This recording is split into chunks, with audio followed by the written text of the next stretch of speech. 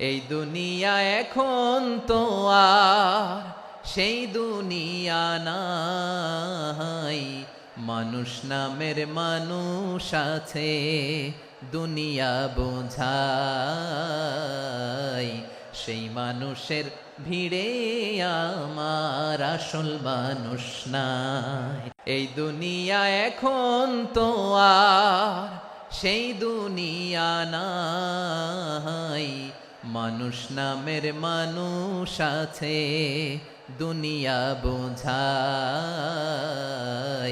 সেই মানুষের ভিড়ে আমার আসল মানুষ নাই। ঠিক কিনা? এই যে আমাদের বিশাল জনসংখ্যা, এই জনসংখ্যাকে কি করে জনসম্পদে রূপান্তরিত করা যায় এ ব্যাপারে কথা বল। আল্লাহ তাআলা ইরশাদ করছেন, ওয়ালাকাদ কাররামনা বনি আদম ওয়া হামালনাহুম ফিল বাররি ওয়াল বাহরি ওয়া রাযাকনাহুম মিনাত তাইয়্যিবাত ওয়া ফাদ্দালনাহুম আলা কাসীরিম মিম্মান খালাকনা তাফদীলা। পড়েন আল্লাহু আকবার। রব্বুল আলামিন বলেন, ওয়ালাকাদ কাররামনা বনি আদম, আমি বনি আদমকে সম্মানিত করেছি, বনি আদমকে মর্যাদা দিয়েছি। ওয়া হামালনাহুম ফিল বাররি ওয়াল বাহর, বনি আদমকে জলে স্থলে স্থলে এবং সমুদ্রে চলাচলের বাহন দিয়েছি। ওয়া রাযাকনাহুম মিনাত তাইয়্যিবাত, তাদেরকে পবিত্র রিজিকের বন্দোবস্ত করেছি। ওয়া ফাদ্দালনাহুম আলা কাসীরিম মিম্মান খালাকনা তাফদীলা, আর আমি আল্লাহ যাদেরকে সৃষ্টি করেছি তাদের মধ্য থেকে বনি আদমকে আমি শ্রেষ্ঠ বানিয়েছি, সবার চেয়ে সেরা। আমাদের মতো করে আল্লাহ কাউকে বানায় নাই।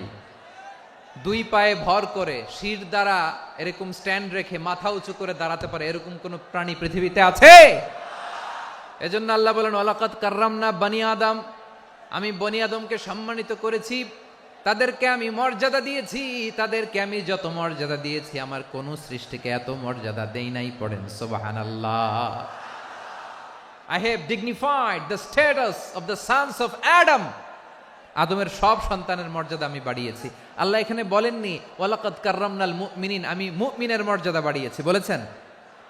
আল্লাহ এখানে বলেন নাই ওয়ালাকাদ কাররামনাল মুসলিমিন, আমি মুসলিমের মর্যাদা বাড়িয়েছি। আল্লাহ বলেছেন ওয়ালাকাদ কাররামনা বনি আদম, আমি বনি আদমের সম্মান বাড়িয়েছি, হোক সে মুমিন কিংবা কাফের, মুসলিম কিংবা মুশরিক, আস্তিক কিংবা নাস্তিক, আরব কিংবা অনারব, যেই হোক না কেন আদম সন্তান সবগুলার মর্যাদা বাড়ায় দিয়েছে কে? সবার মর্যাদা আল্লাহ বাড়িয়েছে। মানুষ হিসেবে মর্যাদা। বিশ্বনবী সাল্লাল্লাহু আলাইহি ওয়াসাল্লাম ইহুদির লাশ দেখে দাঁড়িয়ে গেলেন। কার লাশ? ইহুদির লাশ দেখে দাঁড়ায় গেলেন। সাহাবারা বললেন, ইয়া রাসূলুল্লাহ, আপনি দাঁড়ালেন যে, এটা তো ইহুদির লাশ। বিশ্বনবী বললেন, আওয়ালাইসাত নাফসান, এটা কি মানুষ নয়? এটা হোক ইহুদি হোক খ্রিস্টান, এটা তো মানুষ। আমি মানুষ দেখে দাঁড়িয়েছি। আই স্যালিউট দ্য হিউম্যানিটি, আমি মানবতাকে সম্মান করেছি। পড়েন সুবহানাল্লাহ। তাহলে এই জমিনে মানুষের মর্যাদা বেশি, হোক আস্তিক হোক নাস্তিক, হোক মুমিন কিংবা কাফের। আদমের সন্তান হলে, মানুষ হলেই তার মর্যাদা বাড়িয়েছে কে? আমার কলিজার টুকরা যশোরের ভাইয়েরা, মানুষের মর্যাদা আল্লাহ এত বাড়িয়েছেন, মানুষ জীবিত থাকলেও যেমনি মর্যাদাবান, মরে গেলেও মর্যাদাবান। সুবহানাল্লাহ পড়েন। মানুষ মরে গেলে এই ডেড বডিটা কি হয়? পচে যায়, গলে যায়, মাটির সাথে মিশে যায়। তাই বলে আপনি ডেড বডির সাথে যাচ্ছে তাই করতে পারবেন না। পারবেন? কেউ যদি অন্যায় করে তাকে যদি আপনি শাস্তির আওতায় আনেন, যা মনে চায় করতে পারবেন না। তারা আগুন দিয়ে পোড়াতে পারবেন না, নাক কাটতে পারবেন না, কান কাটতে পারবেন না, অঙ্গ বিকৃতি করতে পারবেন না। কারণ মানব জাতির মর্যাদা স্বয়ং দিয়েছে কে? ডেড বডি পচে যাবে, গলে যাবে। তারপর ইসলাম বলে, না, খবরদার, এই মরা লাশটারও একটা মর্যাদা আছে না নাই? ইসলাম বলে এই লাশটা গলে যাবে, পচে যাবে, কিন্তু এটার অমর্যাদা করো না। কর্পূর দিয়ে, খেজুর পাতা দিয়ে, এটাকে ওয়ার্ম ওয়াটার দিয়ে, গরম পানি দিয়ে ধৌত করো। সাদা শুভ্র ধবধবে কাপড় দিয়ে লাশটাকে তুমি কাভার করো। তারপরে খাটিয়ার মধ্যে লাশটাকে রেখে বিশাল একটা প্রোগ্রাম করো, একটা ফিউনারাল প্রোগ্রাম করো। ওই প্রোগ্রামের ডানে বায়ে পেছনে লাশটারে রাখলে হবে না, প্রোগ্রামের একেবারে সামনটাতে তুমি লাশটাকে রাখো। সুবহানাল্লাহ। একটা ফিউনারাল প্রোগ্রাম করতে হবে, তাকে শেষ বিদায় জানাতে হবে, যেটাকে আমরা জানাজা বলি। কি বলি? জানাজা মানে মাইয়েতের জন্য দোয়া, তার জন্য দোয়া করা হয়, তাকে একটা সিস্টেমেটিক অর্ডারে কবরে রাখা হয়, সুন্দরভাবে সেটাকে কবরস্থ করা হয়, মাটি দেয়া হয়, পানি দেয়া হয়। তার মানে মরে গেলেও মানুষের সম্মান বাড়ায় দিয়েছে কে? এজন্য আল্লাহ বললেন ওয়ালাকাদ কাররামনা বানি আদম, বনি আদমের সম্মান মর্যাদা আমি আল্লাহ বাড়িয়ে দিয়েছি। মানুষের সম্মানে তুমি কখনো আঘাত করো না, ঠিক কি না? তাহলে ভাই, প্রথম মেসেজ হচ্ছে the first and foremost message tonight to the people of Jessore. আল্লাহ বলেন I have dignified the status of son of Adam. আমি বনি আদম সবার মর্যাদা বাড়িয়ে দিয়েছি, হোক আস্তিক নাস্তিক, হোক কাফের কিংবা মুশরিক, তার মর্যাদা বাড়াই দিছে কে? যখন বন্যা হয় আমরা ত্রাণ নিয়ে যাই, আমরা শুধু মুসলমানদেরকে ত্রাণ দেই নাকি? হ্যাঁ, আমরা মুসলমানকেও দেই, অমুসলমানকেও দেই, হিন্দুকেও দেই, বৌদ্ধকেও দেই। যেখানেই মানবতা বিপন্ন সেখানে ইসলামের হেল্পিং হ্যান্ড আছে না নাই? সুবহানাল্লাহ। কি দিন আমরা পেয়েছি, কি বিধান আমরা পেয়েছি। ওয়ালাকাদ কাররামনা বানি আদম, আমি বনি আদমকে সম্মানিত করেছি। এরপর আল্লাহ বললেন ওয়া হামালনাহুম ফিল বাররি ওয়াল বাহর, জলে স্থলে আমি চলাচলের যানবাহনের ব্যবস্থা করেছি। আমরা স্থলে ঘোড়ার উপরে চড়ি, উটের উপরে চড়ি, গাড়ির উপরে চড়ি। এই যে গাড়ির ইঞ্জিন বানাইছি আমরা, এটার মেধা দিয়েছে কে? আবার সাগরের মধ্যে আমরা নৌযান, জলযান, বড় বড় জাহাজ দিয়ে এক মহাদেশ থেকে আরেক মহাদেশ যাই, এক দেশ থেকে মালামালগুলো আরেক দেশে পাঠাই। সাগরের ভেতরে নৌকাগুলোরে ধরে রাখলো কে? ওয়াল ফুলকিল্লাতি তাজরি ফিল বাহরি বিমা ইয়ানফাউন নাস। মানুষের উপকার আছে এরকম সরঞ্জামাদি নিয়ে সাগরের উপরে বিশাল বিশাল জলযানগুলো চলে, এগুলো ডুবে যায় না, কাত হয়ে যায় না, পড়ে যায় না। এগুলোকে স্থিতিস্থাপকতাকে ঠিক করে রাখলো কে? আপনারা জাহাজ দেখেছেন? জাহাজ দেখছেন?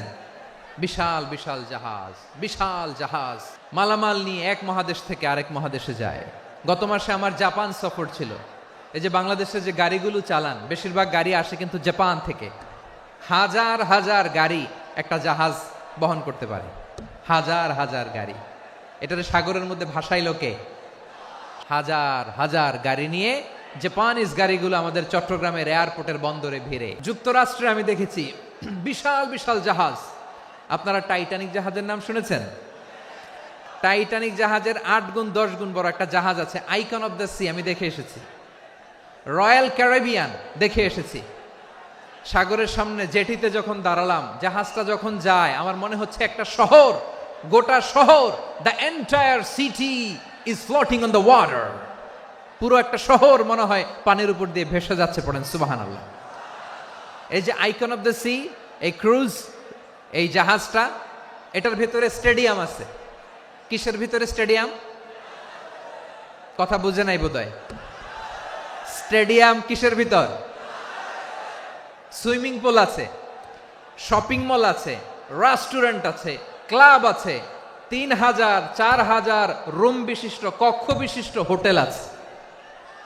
এই সবগুলোর নিয়ে এগুলো চলে সাগরের দোলার মধ্যে, জলোচ্ছ্বাসের মধ্যে। এই সাগরের ভেতরে এই জাহাজগুলোর ভাষায় রাখছে কে?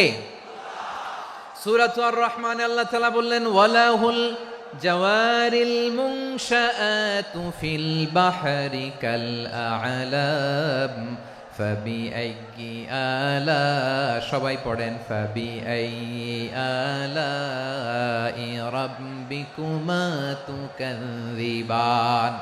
পাহাড় সম বড় বড় জাহাজগুলো মাল বোঝাই করে সাগরের মধ্যে ভেসে বেড়ায়। এগুলো দিয়ে মালামাল বহন করা যায়, মানুষরা এক দেশ থেকে আরেক দেশে যায়। এই জাহাজগুলোর সাগরের ভেতরে ভাসায় রাখলো কে? এই আয়াতের ভেতরে আল্লাহ তাআলা সূরাতু বানী ইসরাঈলের এই চমৎকার আয়াতের ভেতরে আল্লাহ তাআলা বেসিক্যালি মানব জাতির প্রতি তার 4টি স্পেশাল অনুগ্রহের কথা বলেছেন। কয়টি? 2টা বলে ফেলছি। 1 নাম্বার ওয়ালাকাদ কাররামনা বানি আদম, আমি বনি আদমের সম্মান বাড়াইছি, নাকি মুসলমানদের? তাহলে human dignity, the first part of the verse talks about the human dignity.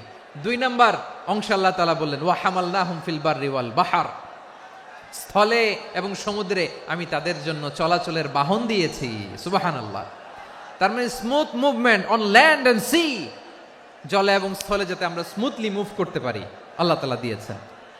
3 নম্বরে আল্লাহ তাআলা বললেন ওয়া রাযাকনাহুম মিনাত তাইয়্যিবাত, মানুষের জন্য আমি পবিত্র রিজিকের ব্যবস্থা করেছি।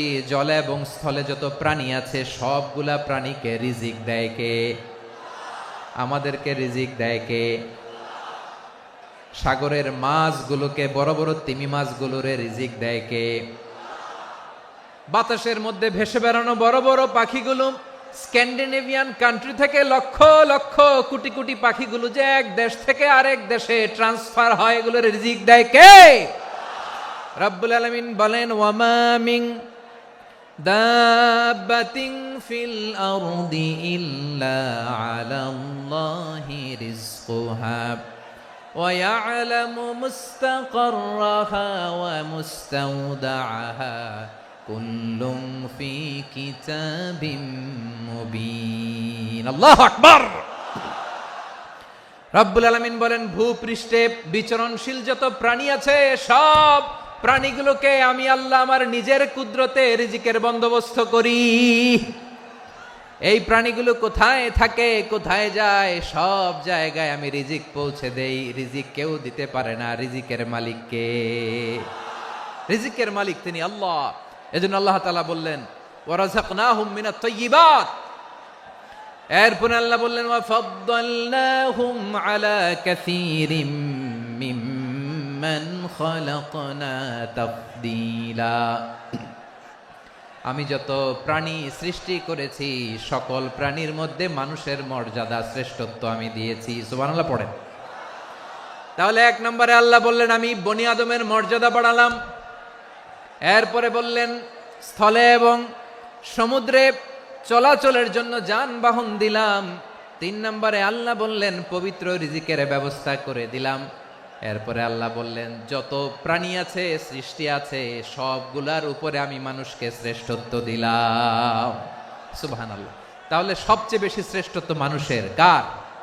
মানুষের। শুধু তাই নয় প্রিয় ভাইরা, আকাশ এবং জমিনে যা কিছু আছে সবকিছু মানুষের জন্য, মানুষের কল্যাণে, মানুষের প্রয়োজনে, মানুষের বশীভূত করে সৃষ্টি করেছেন কে? রব্বুল আলামিন বলেন হুয়াল্লাযী খালাকা লাকুম মা ফিল আরদি জামিআ। এই জমিনের মধ্যে যা কিছু আমি আল্লাহ সৃষ্টি করেছি সব কিছু আমি মানুষের জন্য সৃষ্টি করেছি। পড়েন সুবহানাল্লাহ।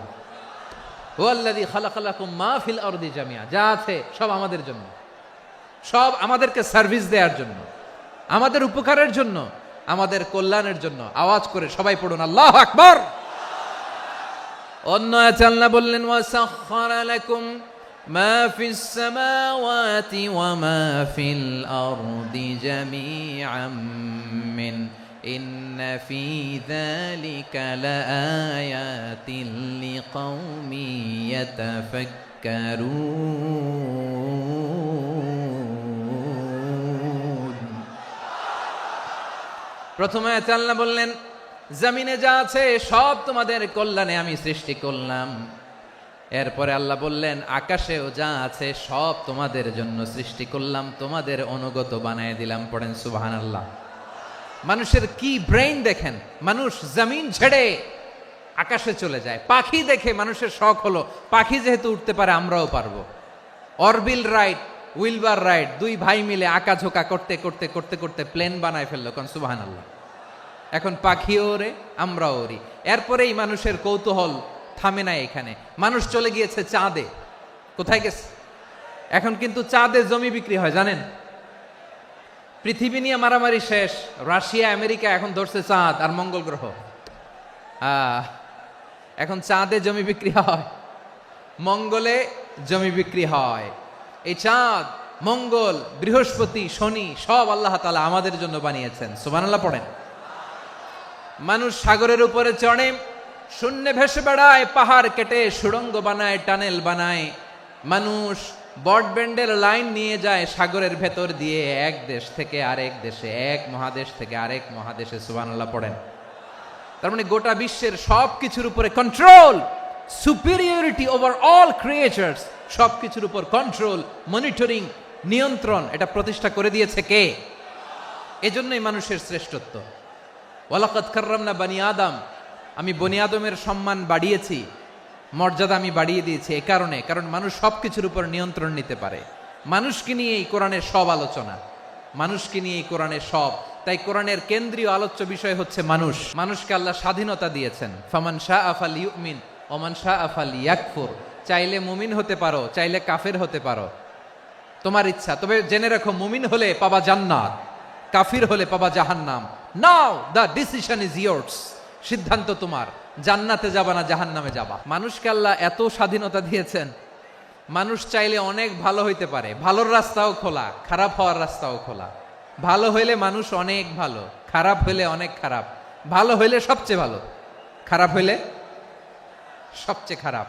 এজন্য সিদ্ধান্ত আপনাকেই নিতে হবে। আল্লাহ তাআলা বলছেন, লাকাদ খালাকনাল ইনসানা ফি আহসানি তাকওয়িম সুম্মা রাদাদনাহু আসফালা সাফিলিন। আমি মানুষকে অনেক সুন্দর অবয়বে, সুন্দর আকৃতিতে সৃষ্টি করেছি। তার শুধু চেহারার ডিজাইনটাই সুন্দর নয়, তার ব্রেনটা বড্ড সুন্দর, তার মানসিকতা বড্ড সুন্দর, তার সৃজনশীলতা বড্ড সুন্দর। পড়েন সুবহানাল্লাহ। আমাদের ব্রেনটা অনেক সফিস্টিকেটেড ব্রেন, অনেক সফিস্টিকেটেড। এই 1.5 কেজি ব্রেন ইউজ করে মানুষ গোটা বিশ্বে সভ্যতা বিনির্মাণ করেছে, ঠিক কিনা?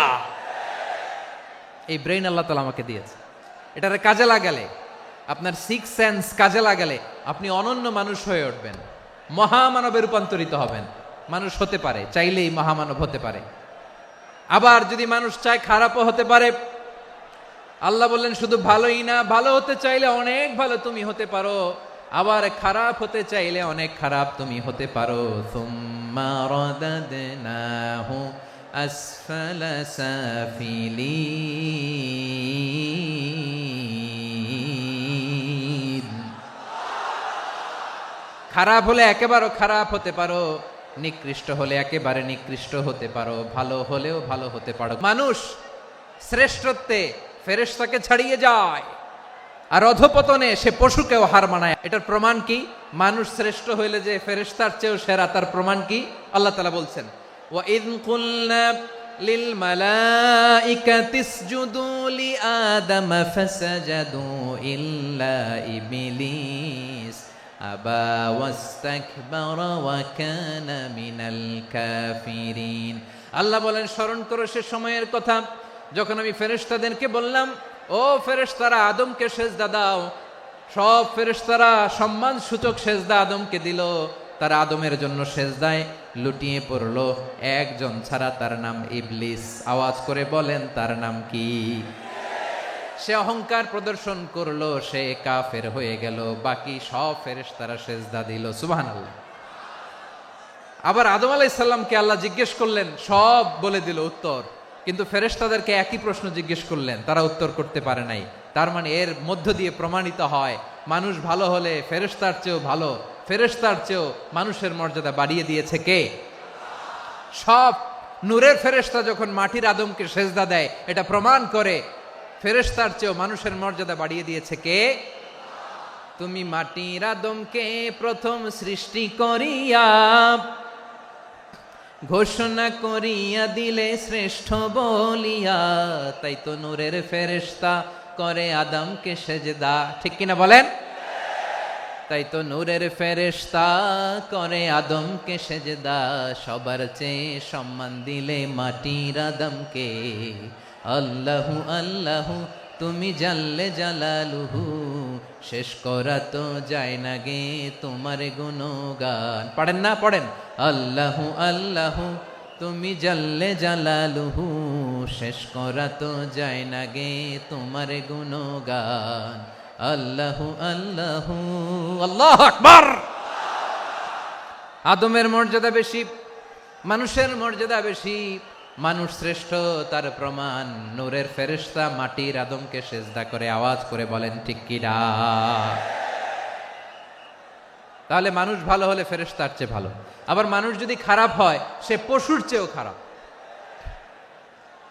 অধপতনে পশুত্বকে হার মানায়। তার প্রমাণ কি? তার প্রমাণ হচ্ছে যশোরের ভাইরা দেখবেন পত্রিকায় নিউজ পেপারে মাঝে মাঝে এরকম দেখা যায়, এক মানুষ আরেক মানুষকে হত্যা করে 20 টুকরা করে বস্তার ভেতরে ভরেছে। আচ্ছা, বুঝে থাকলে আওয়াজ করে বলেন, কোনদিন শুনছেন একটা হাতি আর একটা হাতিকে হত্যা করে 20 টুকরা করছে, এরপরে বস্তার ভিতরে ভরছে? হইছে? তাহলে দেখেন, মানুষ যদি খারাপ হয় সে পশুকেও হার মানায়। চিল্লায় বলো ঠিক কিনা। এমনও দুশ্চরিত্র মানুষ আছে যার নজর থেকে 6 মাসের ছোট্ট মেয়ে থেকে শুরু করে 80 বছরের বৃদ্ধারাও নিরাপদ নয়। পশুকেও হার মানে। মানুষের ঘর জ্বালিয়ে পুড়ে মেসাকার করে দেয়, জনপদের পর জনপদ জ্বালায় দেয়। এরকম আছে না নাই?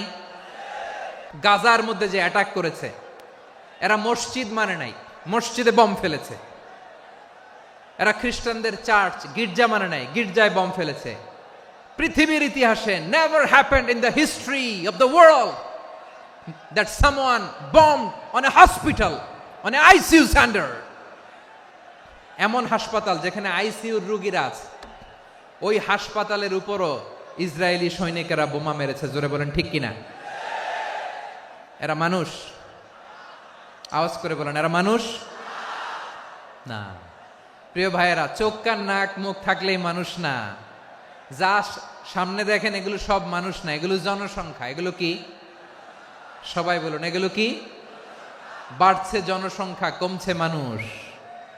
এই দুনিয়া এখন তো আর সেই দুনিয়া নাই, মানুষ নামের মানুষ আছে দুনিয়া বোঝাই, সেই মানুষের ভিড়ে আমার আসল মানুষ নাই। ঠিক কিনা? আসল মানুষের বড্ড অভাব, আসল মানুষের বড্ড অভাব। আমার ভাইয়েরা, মানুষ খারাপ হলে পশুকেও হার মানায়। আচ্ছা, আওয়াজ করে বলেন, যে ইসরায়েলি সোলজাররা উপর থেকে বোমা মারল তারাও মানুষ? তারাও কি? ওরাও রক্তে মাংসে মানুষ, ওদেরও পরিবার আছে। বোমা মেরে যেই মেয়েটাকে তারা অনাথ বানায়, ইয়াতিম বানায়, ও কিন্তু বাসায় ওর মেয়েটাকে রেখে আসছে। ঠিক কিনা বলেন? বম্বিং করে যে বাবাকে মেরে, স্বামীকে মেরে স্ত্রীকে বিধবা বানায়, তারও ঘরে স্ত্রী আছে। উপর থেকে বম মেরে মানুষ মেরে দিচ্ছে, তারাও মানুষ। 1945 সালের 6 আগস্ট আমেরিকান সোলজাররা হিরোশিমায় বম মেরেছে।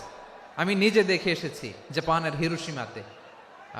সকাল 8:15 মানুষ কেউ অফিসে যাচ্ছিল, কেউ খেতে খামারে কাজ করতে যাচ্ছিল। লিটল বয় নামে একটা বোম মেরেছে তারা। এই বোমের আঘাতে, পারমাণবিক এই বোমার রেডিয়েশনে আঘাতে বোম ব্লাস্ট হওয়ার পরে মুহূর্তের মধ্যে 1,40,000 নাই। উপর থেকে যারা মারতেছে এরাও মানুষ, যাদেরকে মারলো তারাও। তার মানে মানুষে মানুষে পার্থক্য আছে না? নেই? মানুষে মানুষে পার্থক্য আছে। নাক কান চোখ মুখ থাকলেই মানুষ নয়। বাড়ছে জনসংখ্যা, কমছে মানুষ। চিল্লায় বলো ঠিক কিনা। ভালো মানুষ যারা জগৎটাকে এনলাইটেন করবে, যারা সত্যের বীর সেনানী হয়ে দাঁড়াবে, যারা সত্যের পক্ষে কথা বলবে, যারা জালিমের মসনদকে ভেঙে খান খান করে দেবে, এরকম হওয়ার দরকার আছে না নাই? এরকম ভালো মানুষ আমরা হতে চাই কি চাই না? মানুষকে যত্ন নিলে মানুষ যে কত ভালো হয় আপনি কল্পনাও করতে পারবেন না। মানুষকে নার্চারিং করলে, মানুষকে পলিশ করলে, মানুষকে গ্রুমিং করলে, মানুষকে সঠিক তারবিয়া দিলে মানুষ অনন্য হয়ে ওঠে। প্রতিটি মানুষ অনন্য। আমি অনন্য, আপনি অনন্য, আমরা সবাই অনন্য। সুবহানাল্লাহ বলেন। মানুষকে আল্লাহ তাআলা দিয়েছেন অসীম ক্ষমতা, অসীম ক্ষমতা। সুবহানাল্লাহ। একটা মানুষ পারে না এমন কিছু নাই, বিশ্বাস করতে হবে। মানুষ যা কল্পনা করতে পারে ওইটা মানুষ করে দেখাতে পারে। তুমি তোমার কল্পনার রাজ্যকে সাজাও, তোমাকে হারাতে পারে এমন কোন শক্তি আল্লাহর জমিনে নাই। তোমার কি শক্তি, কি সম্ভাবনা তুমি জানোই না মিয়া। তুমি এদিকে তাকাও কেন? তোমার রাস্তা তো ওই দূরে। তুমি কোথায় যাবে, আল্লাহ তোমার টেনে কোথায় নিয়ে যাবে তুমি কিছুই জানো না। প্ল্যান বিগ, ড্রিম বিগ, কল্পনার শক্তিকে বড় করো। মানুষ যা কল্পনা করতে পারে মানুষ তা করে দেখাতে পারে। মানুষের কাছে অসাধ্য কিছু নাই, মৃত্যু ছাড়া, এক্সেপ্ট ডেথ। মৃত্যু ছাড়া মানুষ সবকিছুকে জয় করতে পারে। তোমার জন্ম হয়েছে জিতার জন্য, বিজয়ের জন্য তোমার জন্ম। মানুষের শুরুটাই হয় বিজয় দিয়ে। আমরা যখন আমার পিতার পৃষ্ঠদেশে ছিলাম, পিতার পৃষ্ঠদেশ থেকে শুক্রাণু যখন মায়ের গর্ভদেশে যেয়ে পড়ে, কতটা শুক্রাণু ভ্রমণ শুরু করে জানো? 20 কোটি শুক্রাণু।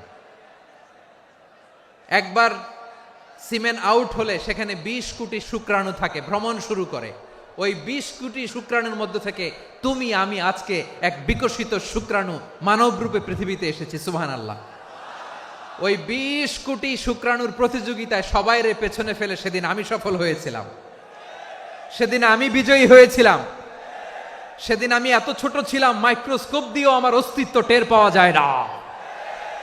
আমি এত তুচ্ছ ছিলাম, নগণ্য ছিলাম। আমার কান ছিল না, আমার চোখ ছিল না, আমার হাত ছিল না, আমার জন্য রিকমেন্ডেশন করার মতো মামু ছিল না, খালা ছিল না, কেউ ছিল না। তারপরেও ওই প্রতিযোগিতায়, ওই কম্পিটিশনে যখন আমারে কেউ হারাতে পারে নাই, আল্লাহর জমিনেও আমারে কেউ হারাতে পারে না। হারার জন্য তোমার জন্মই হয় নাই, তুমি আসছই জিতার জন্য। সুবহানাল্লাহ। বিশ্বনবী বলেন, আন্নাসু মাআদিন কামাআদিনি যাহাবি ওয়াল ফিদ্দা খিয়ারুহুম ফিল জাহিলিয়াতি খিয়ারুহুম ফিল ইসলাম। Peoples are like mines of gold and silver. সোনার খনি, রূপার খনি, এর চেয়েও বড় খনি হচ্ছে এই মানব সম্পদের খনি। আওয়াজ করে বলেন আল্লাহু আকবার। আল্লাহ তাআলা এই সম্পদ আমাদেরকে দিয়েছে। বিশ্বনবী বলেন, মানুষ হচ্ছে খনির মতো। খিয়ারুহুম ফিল জাহিলিয়াতি খিয়ারুহুম ফিল ইসলাম। জাহিলি যুগে যারা সেরা, ইসলামেও তারা সেরা। ইদা ফাকুহু, যদি তারা বুঝবান হয় তাহলে তাদেরকে সেরা বানায় দিবে কে? তাহলে মানুষের চেয়ে সেরা কেউ হতে পারে? মানুষের চেয়ে অনন্য কেউ হতে পারে? মানুষকে কেউ হারাতে পারে? আওয়াজ করে বলো, তোমাকে কেউ হারাতে পারবে? এই সাহস জাগছে আজকের আলোচনা থেকে। আমি তুমি অনন্য, আমাকে তোমাকে হারায় দেওয়া এত সহজ না, ঠিক কিনা? একটা কথা জীবনের সাথে সেট করে নিতে হবে, আমি জিতি নয় শিখি, আমি কখনো হারি না। তাহলে বিশ্বনবী বললেন, নাসু মাআদিন, মানুষ হচ্ছে খনি। এই খনির যত্ন নিতে হবে। মা বাবা যারা এসেছেন, আপনার ছেলে মেয়ের যত্ন নেন। আপনার ছেলের মধ্যে যে কি পটেনশিয়াল আপনি জানেন না। আপনার এই ছোট্ট অবুজ ছেলেটাই আগামী দিনের শায়েখ আহমদুল্লাহ হবে। আপনার হেফজখানায় পড়া ওই ছোট্ট ছেলেটাই আগামী দিনের আল্লামা মামুনুল হক হবে। আপনার ওই ছেলেটা আমির হামজা হবে, আব্দুল হাই সাইফুল্লাহ হবে। এভাবে বড় বড় আলেম হবে, তারা যুগশ্রেষ্ঠ আলেম হবে। সেই একদিন এই বাংলাদেশের পার্লামেন্টে যে বক্তব্য দিয়ে যশোরের পক্ষে কথা বলবে। আপনি জানেন না, কাউকে ছোট করবেন না আপনি। ওর কনফিডেন্স আপনি কমাবেন না, আপনি কমাতে পারেন না। প্যান্ডেলে আমার যে মা বোনেরা আছেন, ছেলে মেয়েদেরকে কখনো ছোট করে কথা বলবেন না। ও যে কোথায় যাবে আপনি জানেন না। আপনি মা হয়ে তাকে সাহস দিবেন, তার কল্পনার জগৎটাকে সাজাতে তাকে উৎসাহিত করবেন, ঠিক কিনা বলেন? আর আমার প্যান্ডেলের আমার প্রিয় শ্রদ্ধাশীলা মায়েরা বোনেরা, আপনারা তো আরো দামি সম্পদ। বিশ্বনবী বলেন, আর দুনিয়া কুল্লুহা মাতা। আল্লাহ আল্লাহ আল্লাহ। বিশ্বনবীর কথার ওজন দেখেন, আর দুনিয়া কুল্লুহা মাতা ওয়া খায়রু মাতা'আদ দুনিয়াল মারআতুস সালিহা। বিশ্বনবী বলেন, দুনিয়ায় যা দেখো সব আল্লাহর দেওয়া অ্যাসেট, মানে সম্পদ। আর এত অ্যাসেটের ভিড়ে সবচাইতে শ্রেষ্ঠ সম্পদ হচ্ছে নেককার নারী। সুবহানাল্লাহ। ভাইয়েরা, বোনের সাথে খারাপ আচরণ করো না। সন্তান মায়ের সাথে খারাপ আচরণ করো না। আমাদের মায়েরা আমাদের asset, they are our priceless asset. কারণ এই মায়েদের পেটে এসেছে আল্লাহর ওলিরা। এই মায়েদের পেটে এসেছে খান জাহান আলী। এই মায়ের পেটে এসেছে শাহজালাল ইয়ামানি। এই মায়ের পেটে এসেছে আল্লাহর সব নবীরা। নাকি নবীরা আকাশ থেকে ধপ করে জমিনে নেমে আসছে? মায়ের পেটে আসছে। এই মায়ের পেটগুলো খনি। আমার সম্মানিতা মায়েরা বোনেরা, নিজেকে ইসলাম দিয়ে সাজান, নিজেকে পবিত্র রাখুন। নিজের আব্রু ইমান ইজ্জতের হেফাজত করুন, কোরআন পড়ুন, সুন্নাহ পড়ুন। আপনি জানেন না আপনার গর্ভে কে আসছে, কোন ক্ষণজন্মা পুরুষকে আল্লাহ তাআলা আপনার গর্ভে পাঠাবে আপনি জানেন না। মায়েরা নিজেদেরকে পবিত্র রাখুন, ইসলাম চর্চা করুন, কোরআন চর্চা করুন, নৈতিকতা দিয়ে নিজেকে সাজান। যশোরের জেনজি, নিজেদেরকে প্রস্তুত রাখো আগামীর বাংলাদেশের জন্য। নৈতিকতা, মোরালিটি, ভ্যালিউজ দিয়ে নিজেকে সাজাও, ইসলাম দিয়ে নিজেকে সাজাও, কারণ আগামীর বাংলাদেশ ইসলামের বাংলাদেশ। বাংলাদেশের আসল পরিচয় ইসলাম। বাংলাদেশের আসল পরিচয় কি? সবাই বলে না, আওয়াজ করে, এদেশের আসল পরিচয়। এদেশে আজান শুনে সূর্য ওঠে শহর গ্রামে, এদেশে আজান শুনে সূর্য ডুবে সন্ধ্যা নামে, এদেশে সকল কাজে সবাই বলে বিসমিল্লাহ, এদেশে ভালো কিছু দেখে শুনে হাসি মুখে সবাই বলে মাশা আল্লাহ। সুবহানাল্লাহ সুবহানাল্লাহ সুবহানাল্লাহ সুবহানাল্লাহ সুবহানাল্লাহ সুবহানাল্লাহ সুবহানাল্লাহ সুবহানাল্লাহ। ও নবীন তরুণ, তোমার কিসের এত ভয়? জেনে রেখো বাংলাদেশের আসল পরিচয়। বাংলাদেশের আসল পরিচয় ইসলাম। আওয়াজ তুলে বলো, আসল পরিচয় কি? এদেশে পরস্পরে দেখা হলে দেয় সালাম, এদেশে আমজনতার হৃদয় জুড়ে পাক্কালাম, ঠিক কি না? এদেশে বিপদ এলে সর্বজনে সর্বক্ষণে দোয়া পড়ে ইন্না লিল্লাহ সুবহানাল্লাহ সুবহানাল্লাহ সুবহানাল্লাহ সুবহানাল্লাহ। এদেশে আজান শুনে সূর্য ওঠে শহর গ্রামে, এদেশে আজান শুনে সূর্য ডুবে সন্ধ্যা নামে, এদেশে সকল কাজে সবাই বলে বিসমিল্লাহ, এদেশে ভালো কিছু দেখে শুনে হাসি মুখে সবাই বলে মাশা আল্লাহ। সুবহানাল্লাহ, আওয়াজ করে সুবহানাল্লাহ সুবহানাল্লাহ সুবহানাল্লাহ সুবহানাল্লাহ। সবাই একসাথে সুবহানাল্লাহ সুবহানাল্লাহ সুবহানাল্লাহ সুবহানাল্লাহ। এদেশের আসল পরিচয় কি? আওয়াজ করে বলতে ভয় লাগে। এদেশের আসল পরিচয় কি? ইসলাম দিয়ে আমাদের সংসদ ভবন চলুক, আমরা চাই কি চাই না? বঙ্গভবনে লা ইলাহা ইল্লাল্লাহর পতাকা উড়ুক, আমরা চাই কি চাই না? প্রতিটি জেলা অফিসে, ডিসি অফিসে লা ইলাহার পতাকা ঝুলুক, আমরা চাই কি চাই না? মানুষকে যত্ন নিলে মানুষের মধ্যে যারা কি পটেনশিয়াল রেখেছে। আমি জাপানের দুইটা উদাহরণ দেই। জাপানে 2022 সালে জাপানের সাথে জার্মানির খেলা, ফিফা ওয়ার্ল্ড কাপ 2022, ওই খেলায় জিতেছিল জাপান।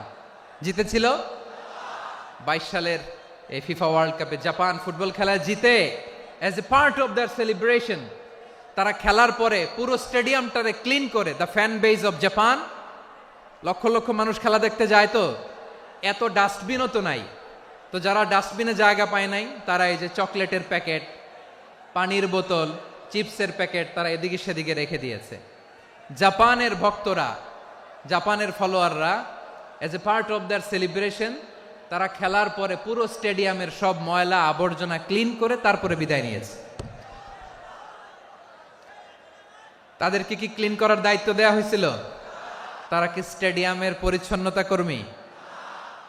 তাদের আকল, তাদের সিক্স সেন্স তাদেরকে বলেছে। ছোটবেলা থেকে জাপান গভর্নমেন্ট ওদেরকে এত পরিচ্ছন্নতা শেখায়, ক্লিনলিনেস অ্যাওয়ারনেস ক্যাম্পেইন করায়। ক্লাসে আমি দেখেছি, ক্লাসে নিজের বেঞ্চ নিজে মুছে, ক্লাসের মাঝখানে একটা সময় দেয়, নিজের টেবিল নিজে মুছে, নিজের ক্লাসরুমটা নিজে পরিষ্কার করে। রাস্তাঘাটে একটা ধুলা নাই, ময়লা নাই, একটা টিস্যু নাই। খেলার পরে গোটা বিশ্বকে তাক লাগিয়ে দিয়েছে। জাপানের ফ্যানরা সবার রেখে যাওয়া গার্বেজ, টিস্যু, বোতল পরিষ্কার করে তারপরে স্টেডিয়াম থেকে বিদায় নিয়েছে। আমরা কেন এমন হইতে পারলাম না? জাপানের যারা এগুলো করছে ওদের 3টা করে চোখ না? চোখ তো 3টা জাপানা লাগো, জাপানা লাগো, হাত তো 4টা, কান তো 6টা। হ্যাঁ, নাকি আমার মতো 2 হাত 2 কানালা মানুষ? চোখে দেখলে ওটা মানুষ না। চিন্তা করছেন? তার মানে জাপানিজদেরকে যে গ্রুমিং করে শিখানোর মাধ্যমে পরিচ্ছন্ন বানানো গেছে, ওরা যেমনি মানুষ আমরাও মানুষ, আমাদের সন্তানদেরকে শেখালে তারাও পারবে। পারবে কিনা? 2 নম্বর উদাহরণ বলি। চট্টগ্রাম ফেনীতে যারা গিয়েছেন, মেঘনা গোমতী ব্রিজ প্রকল্প নাম শুনছেন? মেঘনা একটা ব্রিজ পার হওয়া লাগে। এই মেঘনা গোমতী, এখানে 3টা ব্রিজ কাঁচপুর সহ, এই 3টা ব্রিজের নির্মাণ কাজ, রেনোভেশনের কাজ দেয়া হয়েছিল জাপানের একটা কোম্পানিকে। কাকে? জাপানের কোম্পানির নির্মাণ শেষে 738 কোটি টাকা বেঁচে গেছিল, এটা গভর্নমেন্টের হাতে দিয়ে তারা বিদায় নিয়েছে। কত টাকা? 738 কোটি টাকা। যত প্রাক্কলিত ব্যয় নির্ধারণ করা হয়েছে সব টাকা সরকার, তৎকালীন সরকার 2019-এর সরকার, কারা ছিল তো জানেন? এই 2019-এর সরকার তাদেরকে দিয়েছে। তারা রিনোভেশন নির্মাণ শেষে 738 কোটি টাকা অতিরিক্ত বেঁচে গেছিল, এটা আবার গভর্নমেন্টের হাতে বুঝাই দিয়ে তারা বিদায় নিচ্ছে। আমরা কেন এমন হইতে পারলাম না? জাপানের ওরাও মানুষ, আমরাও মানুষ, তার মানে মানুষে মানুষে পার্থক্য আছে না নাই? আচ্ছা, জাপানের 2টা উদাহরণ দিলাম, এবার আমার দেশের 2টা উদাহরণ দিব না? বাংলাদেশের 2টা উদাহরণ দিই। 1 নম্বর উদাহরণ, গত সপ্তাহে আপনারা জানেন কক্সবাজার আমার একটা প্রোগ্রাম ছিল, তো হেলিকপ্টারে গিয়েছিলাম। ফেনী জেলা যখন পার হচ্ছি, আমি দেখলাম 3টা উইন্ডমিল চিনেন তো? বিশাল পিলার, 3টা-4টা পাখা থাকে। বায়ু বিদ্যুৎ কেন্দ্র, বাংলাদেশের প্রথম বায়ু বিদ্যুৎ কেন্দ্র এটা। মুহুরী প্রজেক্ট বলে এটার, সম্ভবত মুহুরী প্রজেক্ট। তো সাগরের বাতাসের ঝাপটায় এটা ঘুরে এনার্জি হয়, ইলেকট্রিসিটি উৎপাদন হয়। তো আমি পাইলটকে বললাম, ভাই এগুলো থেকে কেমন ইলেকট্রিসিটি উৎপাদন হয়? কয়, হুজুর একটু হয় না, কিছুই হয় না। কিছুই হয় না মানে? বলে, হুজুর বাংলাদেশে যত উইন্ডমিল আছে এটার পাখা একটাও ঘুরে না। আল্লাহ, বলেন কি? তাহলে এই যে কোটি কোটি টাকা ব্যয় করে যে উইন্ডমিল, কয় হুজুর উপরে ফিটফাট, ভিতরে সদরঘাট। তার মানে কোটি কোটি টাকা দিয়ে এই উইন্ডমিল বানায়, এখানে কিছু নাই। দুর্নীতির আড্ডাখানা, আখড়াখানা বাংলাদেশ, ঠিক কিনা বলেন? হায় রে, জাপানিজরাও মানুষ, আমরাও মানুষ। আমার এক নিকটাত্মীয় সরকারি চাকরিজীবী, উনি আমাকে বললেন, বাংলাদেশের আরেকটা উদাহরণ দেই। উনি আমাকে বললেন যে প্রতি বছর আমাদের অফিসের ফার্নিচার চেঞ্জ করে। আমি বললাম, প্রতি বছর ফার্নিচার চেঞ্জ করে কেন? বলে যে ফার্নিচার নতুন পারচেজ করলেই তো এখানে টাকা, নতুন কিনতে পারলেই টাকা, নতুন উন্নয়নের সবক শোনাতে পারলেই টাকা। প্রথম আলোর রিপোর্ট, কি আলো? প্রথম আলোর রিপোর্ট, গত 15 বছরে উন্নয়নের নামে লুটপাট হয়েছে প্রায় 3.25 লাখ কোটি টাকা। কার রিপোর্ট? আমাদের বানানো কথা? প্রথম আলোর রিপোর্ট। গত 15 বছরে কারা ছিল জানেন তো? হ্যাঁ, শুধু ওনাদেরকেই দোষ দিয়ে লাভ নাই। স্বাধীনতার পর থেকে শুধু শাসকের হাত বদল হয়েছে, আমরা কিছু পাই নাই, ঠিক কিনা বলেন? আমরা এরকম চাই না। তাহলে জাপানের মানুষও মানুষ, আমরাও মানুষ। সিদ্ধান্ত আপনার, কোন মানুষ হবেন, ভালো মানুষ না খারাপ মানুষ? আজকের আলোচনার বিষয় হচ্ছে মানব সম্পদের উন্নয়ন, human resource development. It's a process to increase the capacity of knowledge, skill, capacity of the people of a country. একটা দেশের মানুষের জ্ঞান, তাদের দক্ষতা কি করে বাড়ানো যায়, বাড়িয়ে দেশের উন্নয়ন করানো যায়, এটাই হচ্ছে মানব সম্পদ উন্নয়নের মূল কথা। তাহলে মানব সম্পদ হচ্ছে একটা দেশের সবচাইতে শক্তিশালী পুঁজি। প্রাকৃতিক সম্পদ, খনিজ সম্পদের চেয়েও দামি হচ্ছে মানব সম্পদ। আল্লাহ তাআলা দয়া করে আমাদেরকে এই মানব সম্পদ দিয়েছেন। আসুন আমাদের এই মানুষগুলোকে আমরা সোনার মানুষ বানাই। রাজি আছেন তো সবাই? রাজি আছেন? মানুষ পারে না এমন কোনো কিছু নাই, চাইলে সব পারে। এজন্য মানুষকে তারবিয়া দিতে হবে, যথাযথভাবে তাদেরকে গড়তে হবে। আসুন আমরা সিরাতের আয়নায় বিশ্বনবীর জীবনী থেকে দেখি তিনি কিভাবে হিউম্যান রিসোর্সকে ম্যানেজ করতেন। বিশ্বনবী, he was a very good talent hunter, চৌকস ট্যালেন্ট হান্টার ছিল। কার মধ্যে কি ট্যালেন্ট আছে দেখলেই বুঝে ফেলতেন। সুবহানাল্লাহ পড়বেন না? কি নবী আমরা পেয়েছি! He was a very good talent hunter. আমার নবী তিনি চৌকস ট্যালেন্ট হান্টার ছিলেন। কার মধ্যে কি প্রতিভা বের করতেন, ওই প্রতিভাকে ইসলামের কল্যাণে কাজে লাগাতেন। যাকে যেই জায়গায় সেট করলে ভালো হবে তাকে ওই জায়গায় সেট করতেন। কয়েকজন সাহাবীর জীবনী শোনাই। আবু মাহজুরা রাদিয়াল্লাহু তাআলা আনহু, মক্কার মুয়াজ্জিন, আগে ছিল মুশরিক, পরে হইছে মুমিন। উনি কিভাবে মুমিন হইলেন এই ঘটনাটা একটু আপনাদের শোনাতে চাই। আবু মাহজুরা রাদিয়াল্লাহু তাআলা আনহু কিভাবে মুসলিম হলেন, আওয়াজ করে শুনেন। হুনাইনের যুদ্ধ, 8ম হিজরি, বিষ্ণু ইসলাম হুনাইনের যুদ্ধ শেষে ফিরতেছেন। পথিমধ্যে বেলাল রাদিয়াল্লাহু তাআলা আনহু আজান দিচ্ছেন। কি দিচ্ছেন?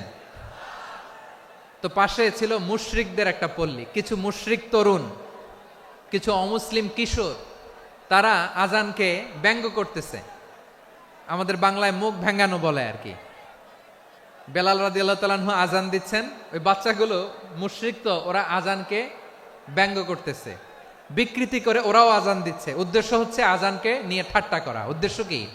ঠাট্টা করা। ব্যাপারটা মনে কষ্ট পাওয়ার মতো ব্যাপার না? কিন্তু বিশ্বনবী ওইখানে দেখেন কি খুঁজলেন।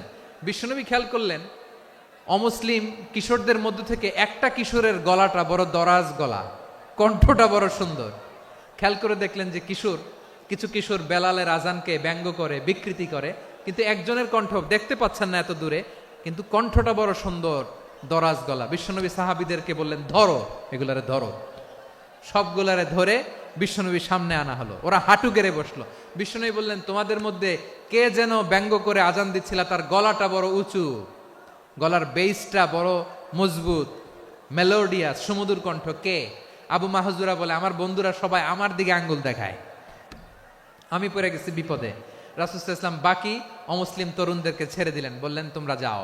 এবার আবু মাহজুরারে পাইছে। আবু মাহজুরার চুলের মধ্যে হাত দিলেন বিশ্বনবী, মাথায় হাত দিয়ে বললেন, এবার আজান দাও দেখি। আবু মাহজুরা বলে, আমি তো আজান দিতে জানি না, কারণ আমি তো বেলালেরটা শুইনা দিছি, আমার তো মুখস্থ নাই, আমি তো আজান দিতে জানি না। বিশ্বনবী বললেন, জানো না? তাহলে আসো, আমি তোমারে শিখাই দেই। সুবহানাল্লাহ পড়েন। আবু মাহজুরা হাঁটু গেড়ে বসে, বিশ্বনবীর মোবারক হাত আবু মাহজুরার চুলের মধ্যে। বিশ্বনবী আজানের মুআল্লিম আবু মাহজুরাকে বলতেছে, ঠিক আছে তোমারে শিখাই দিচ্ছি, আমি যা যা বলবো আমার সাথে সাথে বলো, পারবা? আবু মাহজুরা বলে, পারবো। বিশ্বনবী আজান দিচ্ছেন, মাথায় হাত দিয়ে আল্লাহু আকবার, আল্লাহু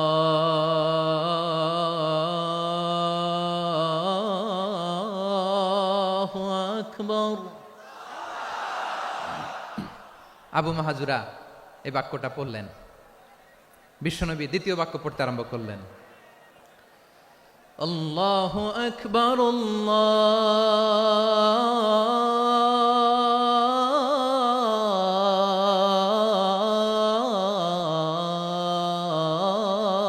আল্লাহু আকবার। আবু মাহজুরা এই বাক্যটাও বললেন। বিশ্বনবী আবু মাহজুরার মাথার মধ্যে হাত দিয়ে তৃতীয় বাক্য পড়লেন, আশহাদু আল্লা ইলাহা ইল্লাল্লাহ,